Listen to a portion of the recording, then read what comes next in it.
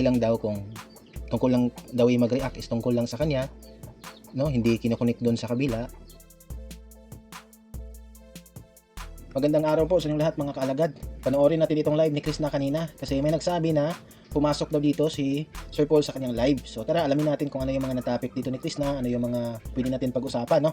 Tara, abangan natin ito mga kaalagad. Itong sinabi ni Chris na daw na may upload daw siya mamaya kung saan doon daw siya nag-ENRT, doon daw niya kinikwento kung bakit stress siya ngayon. So abangan natin ito mga kalagad kasi minsan lang si Chris na mag-open up sa atin kung ano yung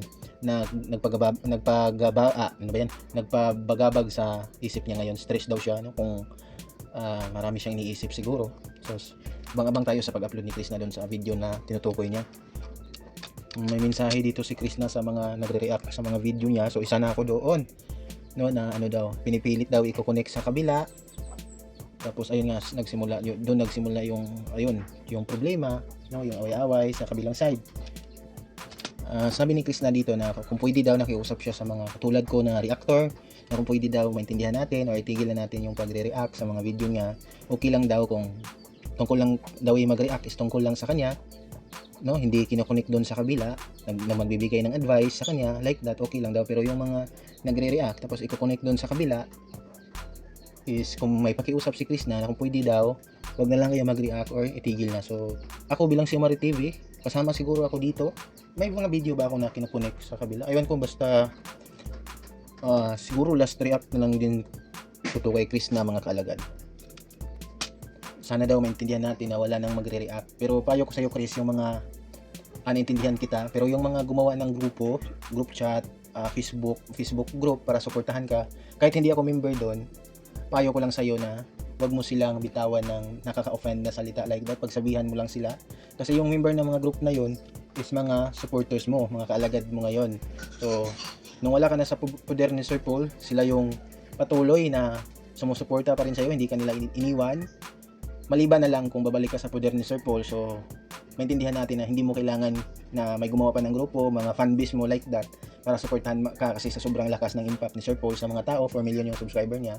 Pero ngayon na wala ka sa poder ni Sir Paul, pagsabihan mo lang sila, wag kang magbigay ng rason para magtampo sila sa iyo, magalit sila sa iyo. Para sa akin, hindi naman kailangan sana na gumawa pa ng grupo para suportahan si Chris na.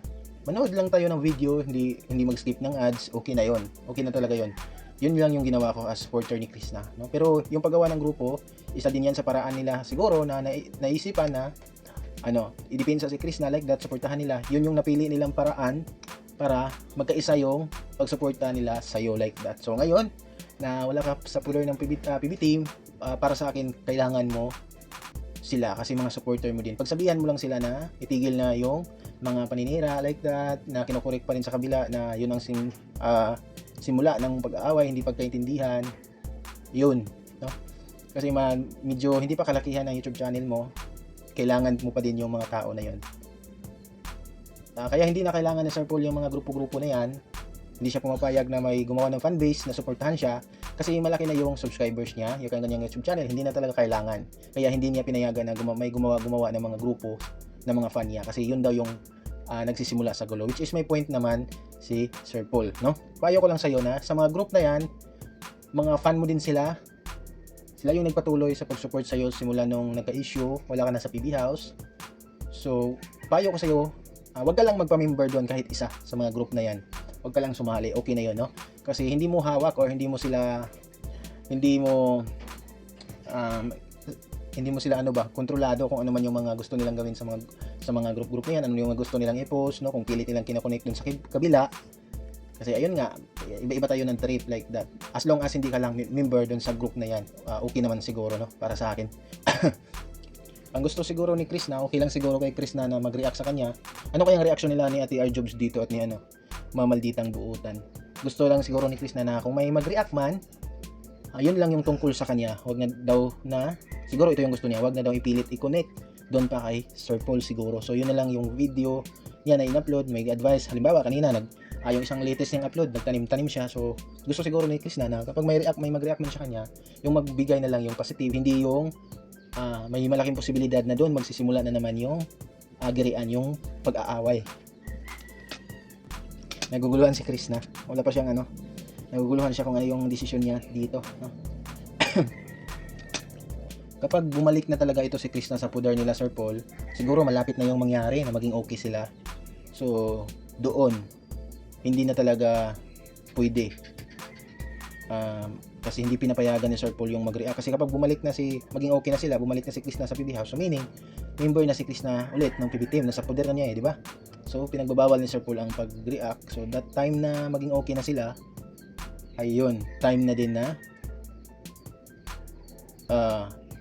yung grupo-grupo nyo is tanggalin na. At yung pagre-react natin, like nito, is itigil na, no? Sana okay lang kay Krishna na mag-react na yung positibo lang, hindi katulad ng mga ibang, yun ko, hindi ko mag-gets kung ano, may magbigay lang ng advice like that, no? May nag-comment dito mga kalagad, okay naman ang may reactor ka Krishna kasi nakakatulong yan sa'yo, pero iwasan nila mag-react ng di naayon sa vlog mo. Nag-upload na pala si dito, si Ate Arjob tungkol dito sa sinabi ni Krishna sa kanyang live. Ayan, may title ito na titigil na ba ako sa pag-react. Panoorin ko ito mamaya.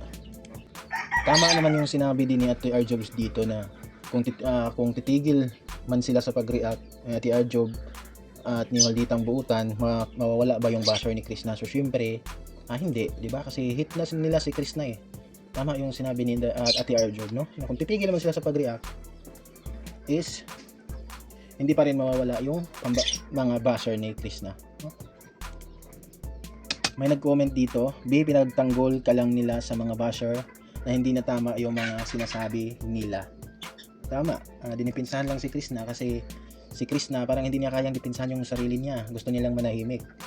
So kapag wala yung mga nagre-react na yung mga kalagad natin na handang mag-reply doon sa mga comment ng basher, so dadami at dadami talaga sila kasi maging makomportable na sila sa pambabash kasi walang sumisita sa kanila, no? Lalo na yung reaction ni Malditang Buutan talagang at ni Ate Arjob talagang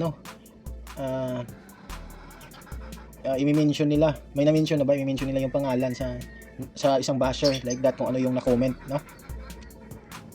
Sabi din na isa dito, alam mo Krishna, mahal ka lang nila, nasasaktan sila kung ano ang sinasabi nila tungkol sa iyo. Kung ayaw mo, ikaw din, mas kawawa ka lang, huwag mong pigilan sila. Naguguluhan si Krishna. So ayun nga, siguro okay lang kay Krishna yung mag-react, basta ang gusto niya na hindi kino-connect doon sa kabila. Hindi naman lahat ng reaction is tungkol sa mga video niya, no? Ako nga, ganun din eh. Nagre-react din ako sa mga basher na nakikita ko sa mga comment, no? Sa mga comment dito sa YouTube, sa mga comment dun sa Facebook niya na minsan napapasukan talaga ng basher tapos ayun, i-defend siya ba? Yung ganun. Ayun naman ang isang kalagad natin, hayaan mo ang reactor defender mo kasi ipinagtanggol ka nila.